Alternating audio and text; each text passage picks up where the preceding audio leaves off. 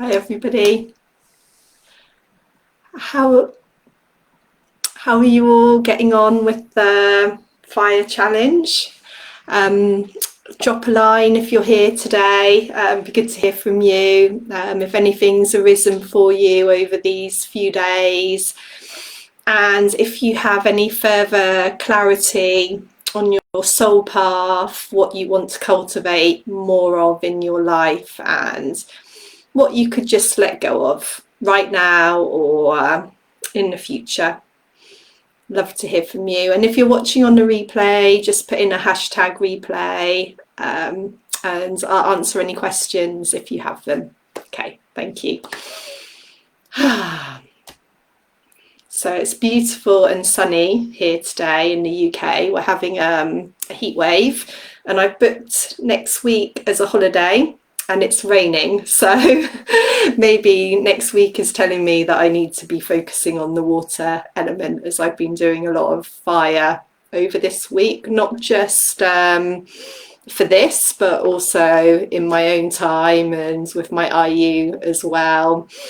A lot of fire ceremonies have been going on this week, and fire is an opportunity for rapid transformation and change. And what has been coming up for me over this week is that cultivating that giving and receiving of love, because for me, it's easier to give than receive. And I have been noticing where I have been blocking receiving. So, and I've also connected more strongly to universal love, so that frequency of love that we can tap into and bring into our being, and connecting more with that, but also relationally, so holding that within myself at the same time as having that give and take and balance of love within relationships, and just becoming a bit more conscious and aware of that.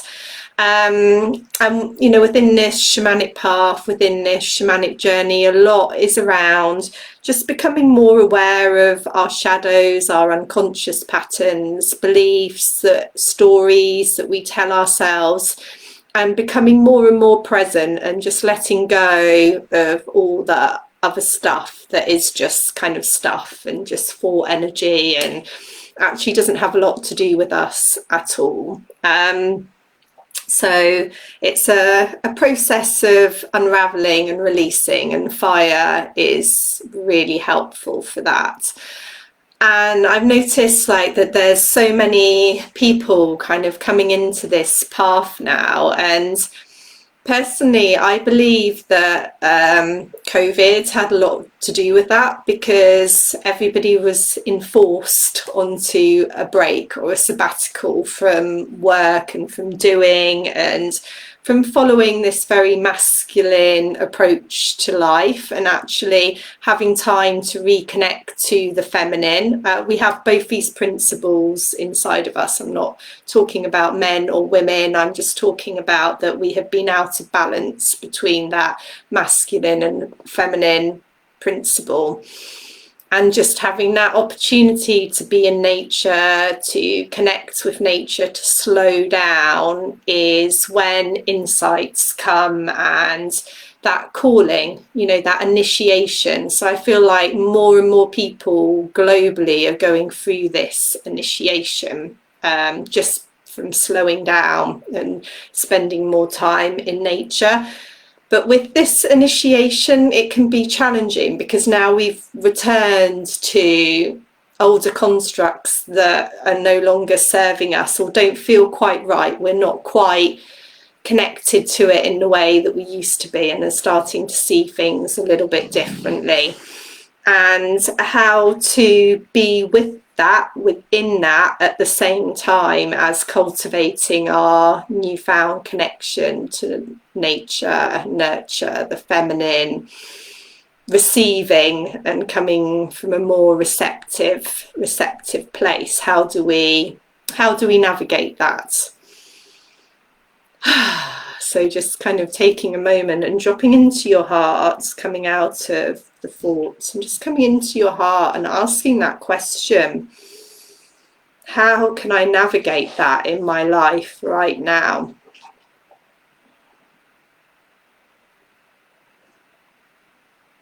We're all going to be coming from different places. So some people might be coming from a place where they have the freedom to do that and are making these instant changes in their lives, and they're either financially or independently resourced and supported to do that, whereas others will be coming from a place of looking after families and paying bills and still needing to be within this, masculine construct of way of approaching work. But can it be done from a more feminine, relaxed, connected to nature way, or a more heart-spaced way?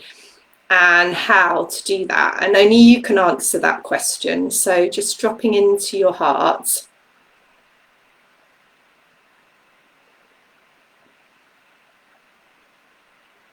and allowing the warmth of the fire, the warmth of your candle, like we did yesterday, just to open up your heart, warm your heart.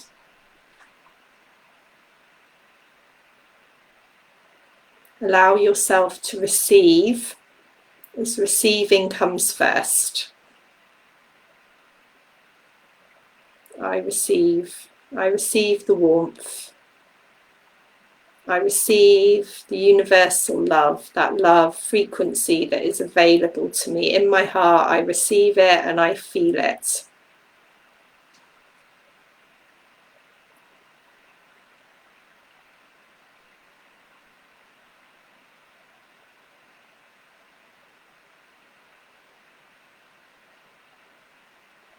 And this is the first practice, is the receiving. So receiving the fire, receiving the warmth, allowing your heart to accept the warmth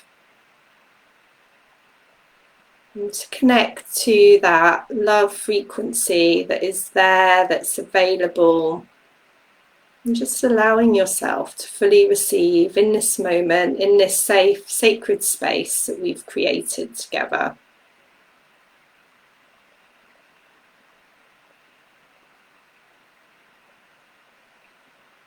I receive. I am warmed by the fire. My heart is warm.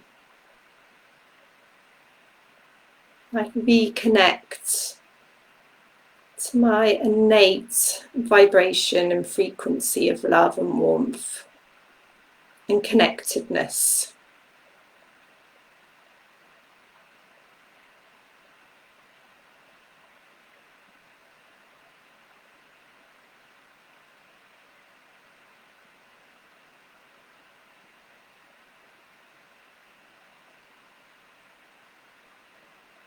And that is the first step, the receiving, the giving to ourselves, the reconnecting with what is available to us. And the intention to do that every day in our lives. And that could be a 1-minute practice, a 10-minute practice, or longer if you have longer. And the more you practice, the more you begin to bring that into the relational world when you go out, when you go to work. Start with that, coming down into the heart and receiving. So the giving to yourself first, that love energy to yourself, filling yourself up. And it's the same in the shamanic work too, because then when we can fill our hearts and warm our hearts, we then can give that out to others and to the world. And in the shamanic path, it's really important that we both give and receive, that there is this balance between giving and receiving. So if we're doing all this like beautiful receiving work, then we then give that out to others. So if you're, you know, struggling with like shadows and traumas, and for women we carry that in our womb space, send it down. So send first that love down to your pelvis, down into your womb space. And by womb space I don't mean the physical womb, I mean the energetic space here. That is where we store everything, but also we store the joy and passion and love for life as well, and our wisdom, everything. It's like this amazing portal that we have. So just connecting to it with love and seeing where it takes you. But if you dive like straight into those shadows without cultivating that love, then actually what we can do is attack the shadows. Really what we need to do is hold them with love in order to see them for what they are, where they came from, and make the change. As soon as these things become conscious and light, they are no longer impacting in our life anymore. And it's a new, like what you end up with is a new kind of shadow, a new problem, but it's easier to bring light and love and change it, but also the quality of the problem is better. So it's not quite as challenging. So just coming into that, sending love down to whatever arises for you.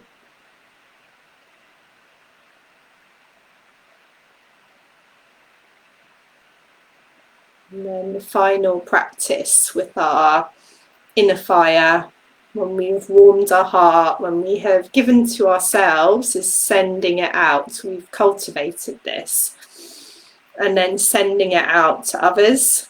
Could start with family, friends, people who you naturally feel warmth for, and then further out to the world at large. Sending that out to Mother Earth, sending it out to the people who are going through hard times right now, that could use some of that warmth and that loving energy that you have cultivated through your fire, through your inner fire.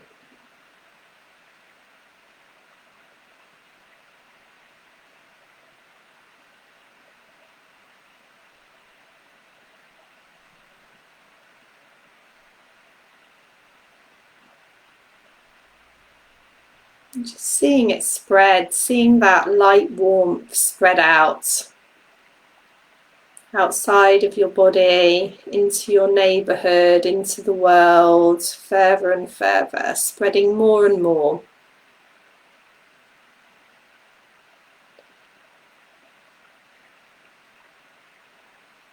How far does it spread? How many galaxies?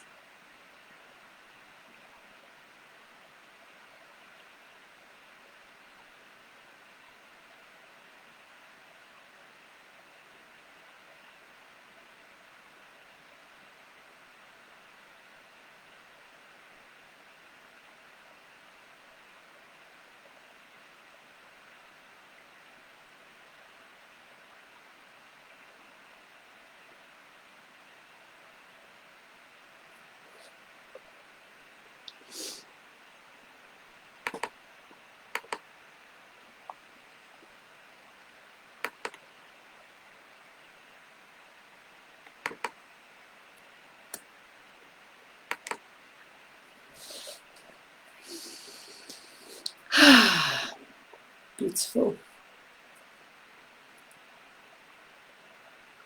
So before we finish, as we have been ending every day, I'd like us to blow an intention into the stick. One for ourselves, one for our community, and one for the world at large. So just blowing in your 3 intentions into the stick.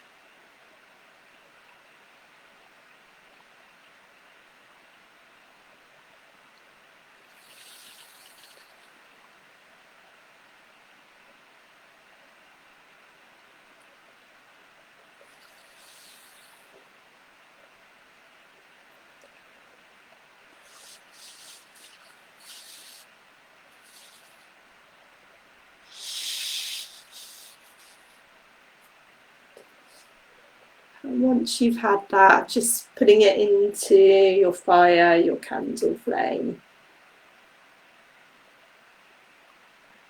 And bringing it into your abdomen, your heart, your third eye. And taking any of that lovely warmth, energy of the fire into your field. Great. Yeah, let me know how that felt, if that felt different when we're sending it out. Love to hear from you.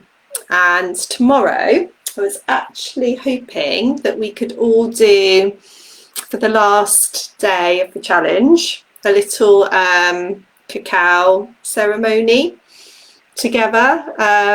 Not necessarily as me leading a ceremony, still doing like our short 20-minute challenge session, but just drinking cacao together if that feels right for you. Or it could be a hot chocolate, or it could be a herbal tea that is special to you, connecting to Mother Earth.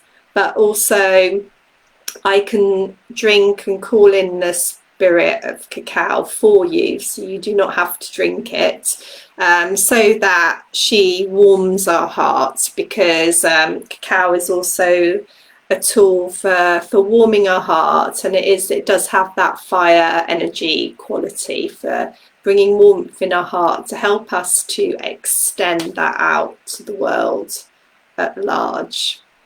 So I thought that would be a nice thing for us to share together, and you do not need to drink it in order to do this. But if you like to drink it and you don't have the health concerns and medication that you're taking that contraindicates, then please come and join and bring a drink at 12. I look forward to sharing with you. Lots of love.